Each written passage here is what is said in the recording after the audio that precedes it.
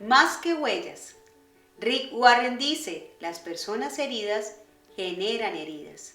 El mundo en el cual vivimos está roto. Cada día tenemos más relaciones destruidas, intolerancia, racismo, tiranía, entre otros grandes males. Pero, ¿alguna vez te detuviste a pensar que todo tiene un origen?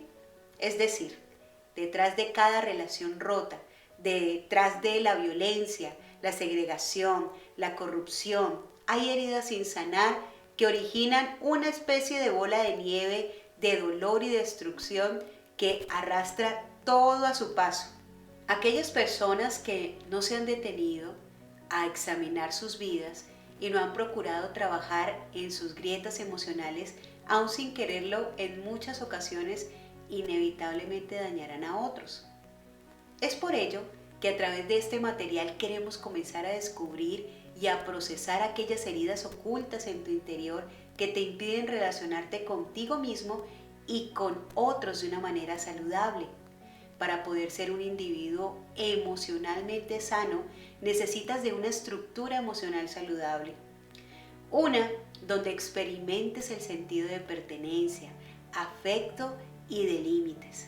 Si esto no existió o escaseó durante tu crecimiento, de seguro se produjeron en ti heridas emocionales, mejor conocidas como heridas de la infancia.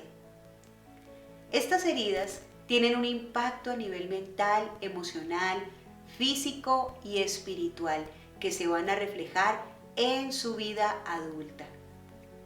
Las heridas de la infancia generan sentimientos de todo tipo: dolor, odio, ira, soledad, abandono, pérdida, miedo, inseguridad, también tristeza, los cuales quedan grabados en tu mente de tal forma que producen en ti creencias limitantes, actitudes equivocadas y patrones que alimentan conductas erróneas.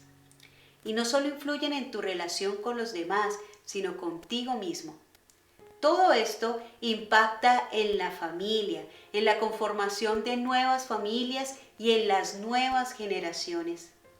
La mayoría de las personas forman hogares y tienen hijos sin haber hecho una introspección de su vida y de sus heridas, y se lleva consigo a su nuevo estado civil toda esa carga de heridas sin resolver, las cuales con el paso del tiempo saldrán de su escondite apenas exista alguna diferencia o conflicto emocional, financiero o de salud.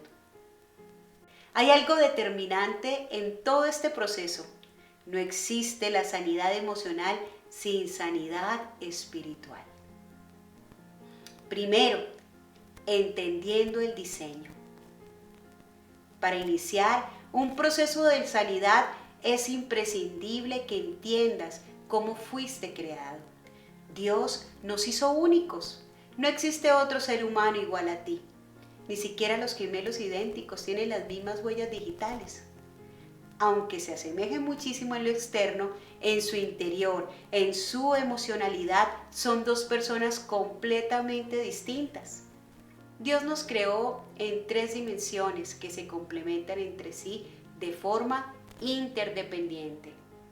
Un espíritu, la dimensión espiritual, donde está la intuición, la conciencia y la comunión.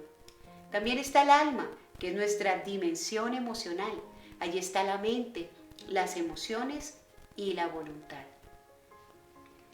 Y por último, nuestra dimensión física, donde está la anatomía, fisiología y morfología. Cada área tiene sus propias necesidades y funciones, por lo que es vital que las identifiques y las conozcas. Este conocimiento te ayudará a crear un balance en las 3. Cada desequilibrio o conflicto que experimentes en una de estas áreas afectará a las otras 2. De igual forma, lo positivo que te suceda en una de ellas repercutirá en beneficio de las otras 2. Anamar Orihuela dice: el dolor de la falta de afecto, pertenencia y estructura deja una herida que no permite a la dimensión emocional desarrollarse plenamente. Es como una herida en el cuerpo físico. Como segundo punto, identificando las heridas de la infancia y sus consecuencias. Por todo esto, es trascendental para tu sanidad interior el identificar tus heridas emocionales y no intentar ocultarlas o negarlas. Las heridas emocionales más comunes son rechazo. La herida primaria de rechazo se inicia en el vientre materno y los primeros años de vida comienza con ese sentimiento de hostilidad y rechazo. Un bebé que nace en un ambiente triste o caótico lo siente y lo respira. Si en nuestra infancia nuestros progenitores, la familia o nuestros iguales nos han rechazado, esto nos va a generar pensamientos de rechazo, de no ser deseado y descalificación hacia uno mismo. Es una herida muy profunda, pues implica el rechazo de nuestro interior. Como interior nos referimos a nuestras vivencias, a nuestros pensamientos y a nuestros sentimientos.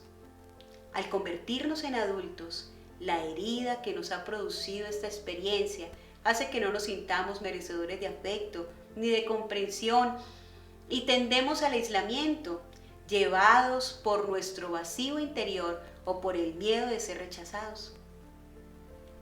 Las personas que tienen la herida del rechazo sostienen una relación semejante con el mundo, con la intimidad, consigo mismos, es decir, se proyecta el rechazo. Por eso carecen de la capacidad de relacionarse con su entorno interno y exterior. Cuando un padre se rechaza y tiene un hijo, puede transmitir ese rechazo sin ser muy consciente de ello. Heredamos la manera en que nuestros padres ven el mundo y se ven ellos. Abandono. Una herida de abandono es una experiencia de soledad infantil, de vacío. Es una ausencia física, emocional y de aprendizaje. Esa ausencia genera una enorme angustia en el niño. Lo vive como una experiencia aterradora de soledad, miedo y desprotección. Si nos abandonan en la infancia, tenemos muchas posibilidades de desarrollar un miedo a ser abandonados. Al abandonarnos en la infancia, el niño siente en gran medida un sentimiento de soledad. Este sentimiento es el peor enemigo para el niño que sufre el abandono. A medida que vaya creciendo, creará una constante vigilancia hacia esta carencia. Esto significa que la persona que lo padece tenga conductas parecidas, como abandonar a sus parejas o a sus proyectos de forma temprana por el temor a ser abandonado. Un adulto que vivió el abandono crece físicamente, pero en lo emocional queda atado a un sentimiento de soledad y vacío. La ausencia de sus padres sembró un vacío muy fuerte en su interior y una posición arraigada de víctima de la vida. La persona que tiene herida de abandono considera que los demás no le quieren. Padece el síndrome del mal querido, en el que todo es interpretado y traducido desde la óptica de ese niño solo, que no fue valorado ni importante para sus padres.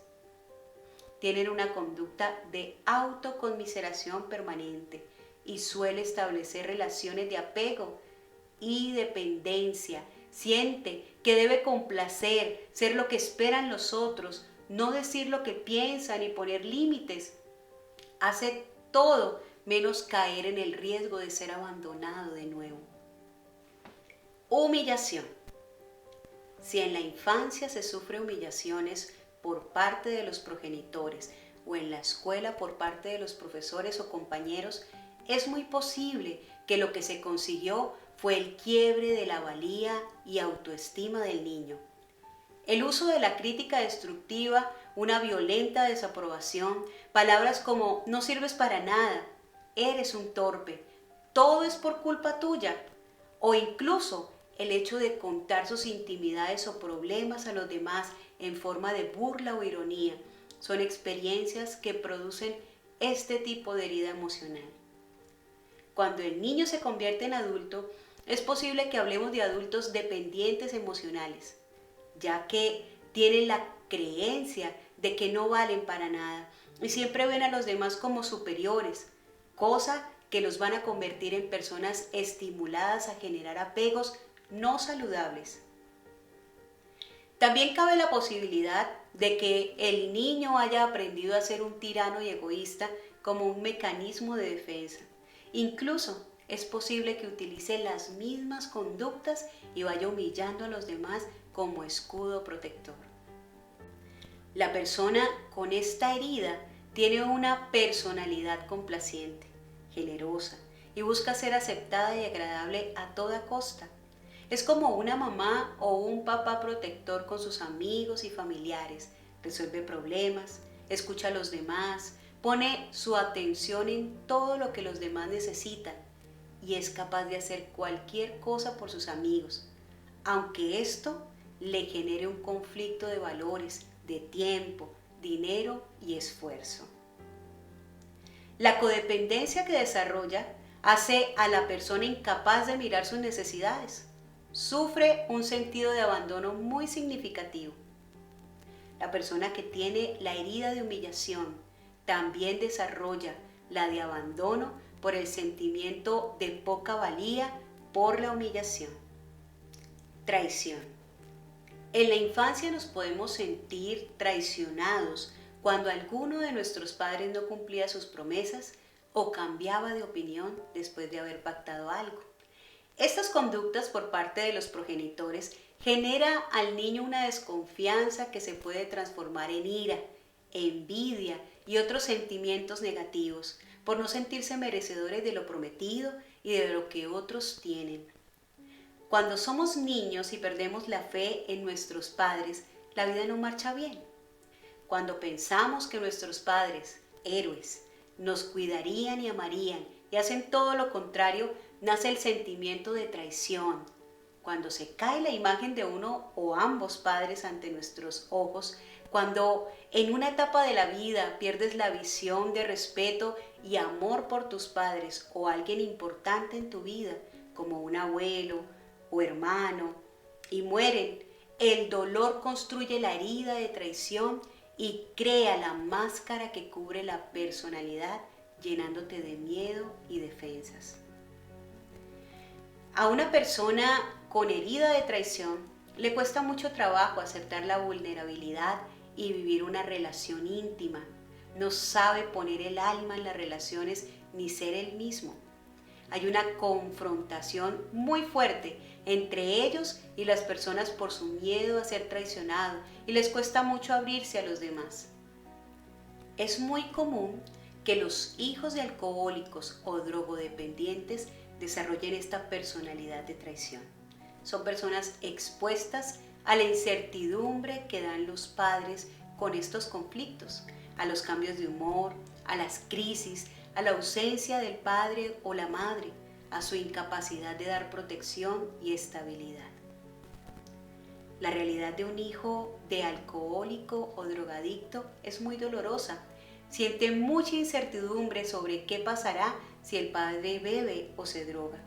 Hay hijos que ante el abandono de sus padres y la enorme incertidumbre que provoca su ausencia, desarrollan ambas heridas, de abandono y de traición. Estas le impiden tener seguridad y control y crecen asumiendo las responsabilidades que no le corresponden. Injusticia. En la infancia, si tenemos unos padres muy autoritarios, fríos y que nos exigen mucho, nos pueden generar un sentimiento de ineficacia e inutilidad que se puede proyectar a la etapa adulta. Las consecuencias pueden ser diversas. Tanto podemos habernos convertido en personas con baja autoestima por la exigencia que se nos pedía y que no podíamos alcanzar, como el convertirnos en personas que intentan ser muy importantes y adquirir un gran poder. En cualquier de los dos casos, muy probable que siendo adulto nos persiga el malestar de tener que ser mejores, nos persiga el fantasma de nuestros progenitores diciéndonos que no hemos hecho lo suficiente y que esto nos cree un sentimiento de frustración continua o de menosprecio hacia nosotros mismos. En la infancia, el sentimiento de injusticia nace de un estado de vulnerabilidad e indefensión ante una autoridad abusiva o una realidad injusta. Es un dolor que marca la vida de una persona y hace que su visión de la autoridad se tergiverse para aborrecer a la autoridad y convertirse en esa misma autoridad abusiva consigo y con los demás. Las personas con herida de injusticia son muy rígidas, hacen todo a partir de procesos, instrucciones, visiones cuadradas, posiciones polarizadas, lo bueno y lo malo, lo correcto e incorrecto. Suelen estar en los extremos y les cuesta mucho adaptarse, ser flexibles y espontáneos. Como vemos, todas las heridas emocionales generan consecuencias complejas en nuestra personalidad y emociones, dañando nuestra capacidad innata de relacionarnos. Como tercer punto, abrazar un proceso efectivo hacia la libertad. Alguien dijo, las heridas no sanan de la forma en que te gustaría, sanan de la forma que necesitan sanar.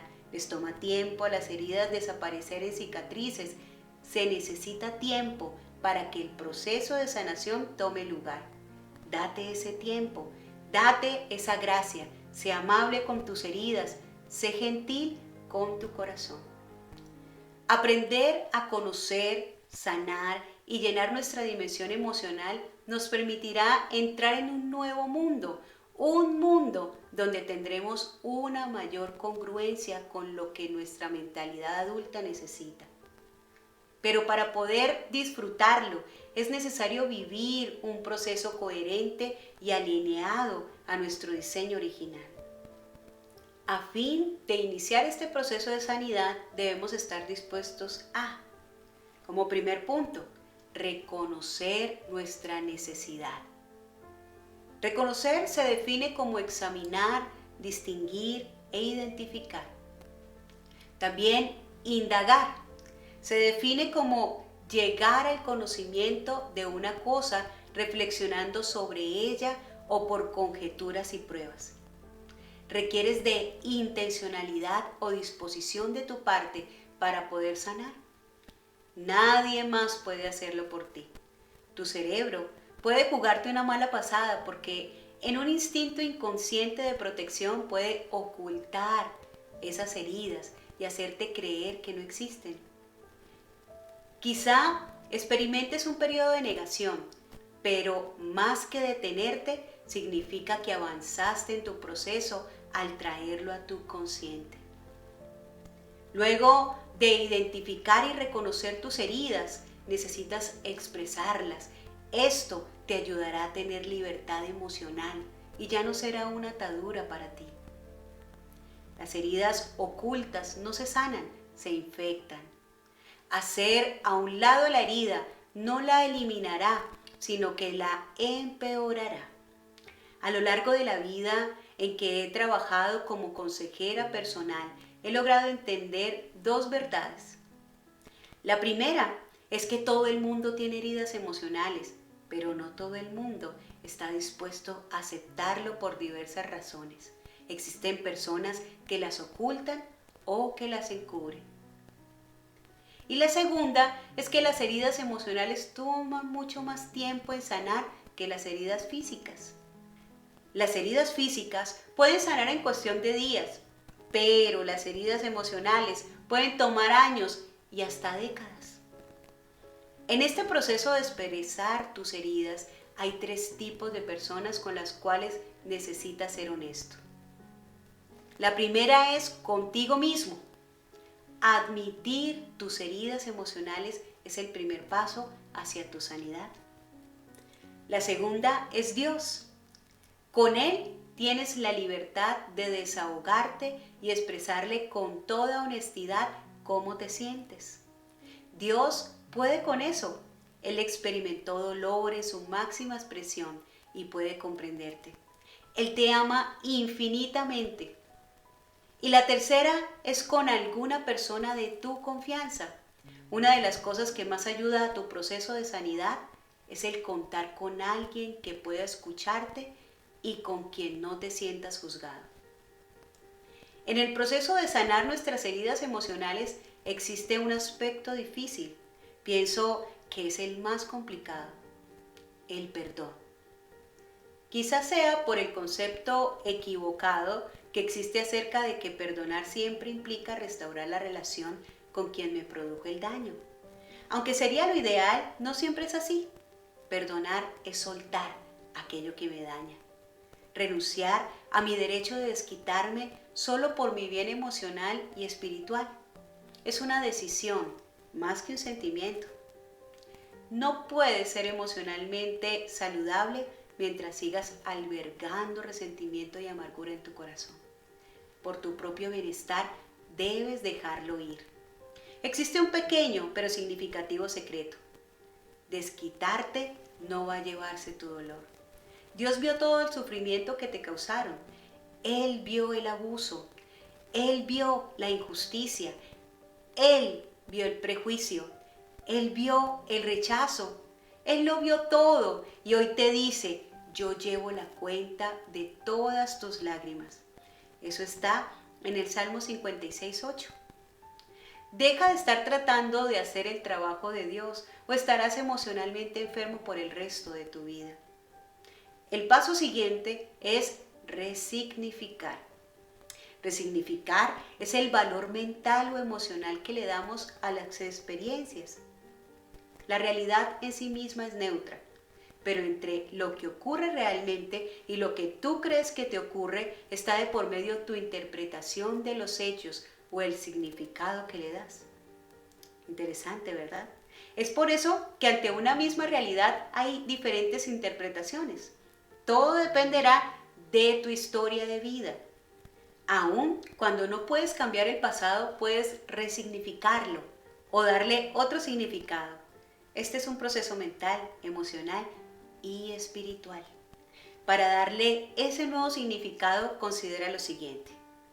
Primero, respeta aquello que sucedió. No lo minimices u ocultes. Acéptalo y otorga el perdón aun cuando no te lo hayan pedido. Segundo, extrae todo el aprendizaje posible de esa experiencia a fin de evitar repetirla o evitar que otros que están bajo tu influencia también la vivan. Tercero, reemplaza todos los viejos esquemas y sustitúyelos por la verdad de Dios. Solo Dios tiene la capacidad de transformar algo extenuantemente doloroso en algo benigno, que no solo cambiará tu vida, sino que a través de ti Él lo usará para que otros puedan ser beneficiados. Finalmente, mantén el entusiasmo y enfoca tu mirada en lo que está por venir. Entusiasmo es un término que procede del latín tardío entusiasmos, aunque su origen más remoto se encuentra en la lengua griega y significaba tener a Dios dentro de ti. La persona entusiasmada, por lo tanto, era la guiada por la fuerza de la sabiduría de Dios, capaz de hacer que ocurrieran las cosas. Intencionalidad es una palabra clave en el proceso de sanidad emocional, por lo que enfocarte en las siguientes acciones te impulsará a llevar a cabo tu tarea. Prioriza tu relación con Dios. Cultiva la inteligencia espiritual. Enfócate realmente en lo importante. Tu familia, tu iglesia, tu trabajo. Vive por prioridades. Rodéate de personas positivas y que estén viviendo tu mismo proceso. Un grupo pequeño o un grupo de encuentro sería ideal. Vive sobre la base de un proyecto de vida. Plantea una misión y visión de vida. John Maxwell, experto en liderazgo, dice: el éxito es conocer tu propósito en la vida, crecer hasta alcanzar tu máximo potencial y sembrar semillas que beneficien a los demás. El futuro se construye con cada acción acertada que se determina en el día a día. Pídele a Dios sabiduría en tus pasos. Permítele que Él te muestre el propósito de tu vida. concéntrate en el futuro, viviendo en el presente, emocionalmente saludable.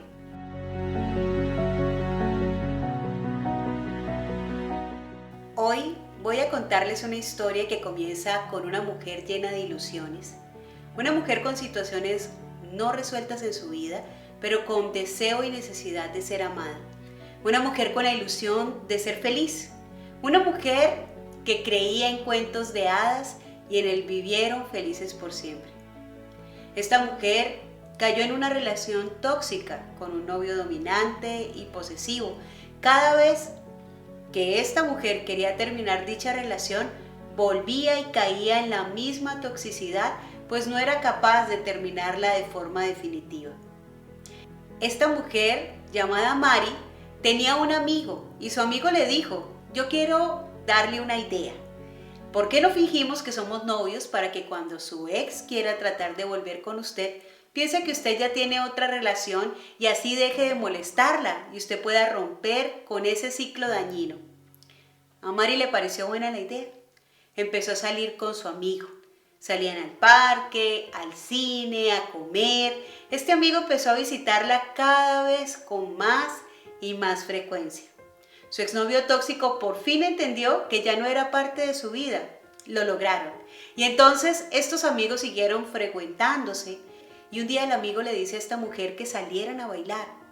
Y al salir a bailar, su amigo colocó droga en su bebida para poder abusar de ella.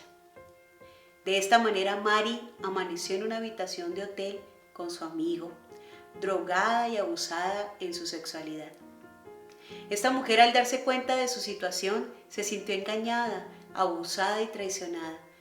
Mari le dijo: terminaste siendo peor que mi exnovio tóxico. Qué triste la vida de Mari, abusada psicológicamente por su exnovio tóxico, violada y abusada por el amigo en quien ella creyó sentir apoyo, traicionada por alguien en quien ella había confiado. Pero como si la desgracia no fuera poca, Mari había quedado embarazada. Al darse cuenta de esta triste realidad, esta mujer trató de abortar su bebé. Tuvo varios intentos fallidos y mientras pasaba más y más el tiempo, al final Dios quiso que esa bebé se quedara en su vientre y así Mari no pudo dar por terminado su embarazo. Meses después, su hermano se iba a casar y la invitó a su boda. Ya con 5 meses de embarazo, en la fiesta de su matrimonio, el de su hermano, alrededor de 4 horas después de haber empezado la fiesta, se le acerca un hombre y le pregunta: ¿dónde está su esposo? Ella le dijo: no tengo. Y así compartieron el resto de la fiesta. Juntos bailaron, se rieron y establecieron una relación de amistad. Pasados los días y continuando con esta amistad, ella le contó la historia de su vida. Luego de un par de meses, cada vez eran más y más amigos. Este hombre, conocido en la boda de su hermano y antes que esta mujer terminara los 9 meses de embarazo, le propuso que viviera con él. Le invitó a vivir a su casa paterna. Le dijo: yo quiero que tu bebé nazca en un hogar, que tenga la oportunidad de tener una familia, un padre y una madre. Si me das la oportunidad, ese bebé será mi hijo. Esta mujer, por un momento, volvió a creer en los finales felices y aceptó la propuesta de su nuevo amigo. Se fue a vivir a su casa, faltando un mes para dar a luz. Es así como Mari dio a luz una hermosa bebé, pero lamentablemente el trauma psicológico de la violación le alcanzó y por más que esta mujer quería, involuntariamente rechazaba a su bebé. Esta pequeñita empezó a crecer con un gran vacío, con un sentimiento de rechazo desde el vientre de su madre, pues esta bebé no significaba alegría para su madre a razón de haber sido el producto de una violación. Mari colocaba a su bebé en una colchoneta en el patio de la casa de su nueva pareja. Y allí, estando la niña horas abandonada, un perrito se acercaba para olerla, lamerla, a compartir con ella. Pareciera como si la madre naturaleza empezara a sentir por primera vez compasión por su causa, pues ese perrito empezó a cuidar de que nada le pasara. Después de algunos meses, los abuelastros de esta niña empezaron a acercarse a la bebé. a mirarla con ojos de misericordia, pero aún con la prevención de que esa niña no llevaba su sangre. Pasaron los años y la niña creció con la indiferencia de su madre, pero también con el desamor de la persona que ella por muchos años creyó que era su padre. Pues este hombre siempre tuvo resentimiento contra su esposa y contra la niña, porque no llevaba su sangre. Cada vez que este hombre miraba a este bebé, recordaba que él no había sido el primer hombre en la vida de Mari, a pesar de haberse casado con ella. Este hombre nunca pudo superar esa situación y así la niña creció con un padre violento y castigador, lleno de disciplinas fuertes, viviendo y escuchando el menosprecio de quien ella creía que era su progenitor sin saber la realidad. Además de ver el menosprecio sobre sí misma, la violencia con la que trataba a quien ella pensaba que era su padre, a su madre, y sin entender la verdadera razón de todo. Y como era de esperarse, este matrimonio no llegó a ninguna parte. Pasaron los años y poco más después de una década, el matrimonio se rompió, la madre se fue de la casa a formar un nuevo hogar y dejó a su hija con sus abuelos, con aquellos que la habían criado, de la que ahora era una adolescente niña, aquellos que no llevaban su propia sangre, pero que en cierta forma se habían encariñado con ella. El padrastro también se fue de la casa, al igual que su madre, a formar un nuevo hogar, y esta niña, siendo una adolescente, tuvo que aprender a vivir sin el cariño de sus padres. Tuvo que aprender a afrontar la realidad de la soledad y el abandono. Una adolescente llena de profundas heridas, de heridas emocionales. ¿Qué se puede esperar de un adolescente con tantos vacíos, con tantos faltantes, con tanto rechazo? Esta niña no fue el producto del amor, esta niña fue el producto de una violación. Encima de todo, su propia madre atentó contra su vida cuando estaba en el vientre y su padre de crianza la despreció. Esta joven pensó seriamente en quitarse la vida. Esta niña a los 14 años quedó embarazada de su novio y siendo tan solo una adolescente se vio enfrentada a un hogar, a una maternidad sin saber cómo lidiar con sus propios conflictos y ahora tenía que responder por otra vida, que de alguna manera se estaba repitiendo la historia. Un nuevo bebé traído a este mundo en condiciones inapropiadas. Un nuevo bebé nacía sin la estabilidad y la madurez emocional de unos padres. Quiero decirles que esa bebé soy yo. Nací fruto de una violación. Fui rechazada desde el vientre de mi madre. Viví la violencia y el desprecio de un padrastro. Soy la niña que un día quiso terminar con su vida para no sentir más el dolor. Pero también soy una mujer que conoció a Dios, una mujer que permitió que Dios sanara sus conflictos, su triste realidad, su pasado y su presente. Soy una mujer que he podido disfrutar de la sanidad total de Dios. Si yo me levanté, también usted puede hacerlo. Dios puede sanar su corazón. Si Él lo hizo conmigo, también lo puede hacer con usted. Dios puede transformar este pasado emocional que duele y que sangra en un pasado histórico donde usted pueda recordar sin dolor que hubo una vez una niña que profundamente fue rechazada, que hubo una vez una persona que fue muy lastimada, pero aunque la vasija de barro se echa a perder en las manos del alfarero, Él puede hacer una nueva para su gloria y para su honra. Yo le invito a que usted deje que sus heridas sean más que huellas, que su pasado sea un pasado histórico donde Dios lo cambia todo. Hoy tengo 25 años de matrimonio con el mismo hombre, aquel chico inmaduro que me acompañó desde mi adolescencia. Tengo 2 hermosos hijos y soy feliz al poder ver que Dios pudo hacer una historia nueva de mi vida. Tengo 20 años acompañándole en el ministerio de tiempo completo a mi esposo como pastores en una iglesia cristiana. He sido misionera en Colombia, en Venezuela y en los Estados Unidos y he visto a Dios obrar en miles de vidas. Yo soy Angélica Villamizar y esto es The Art Project.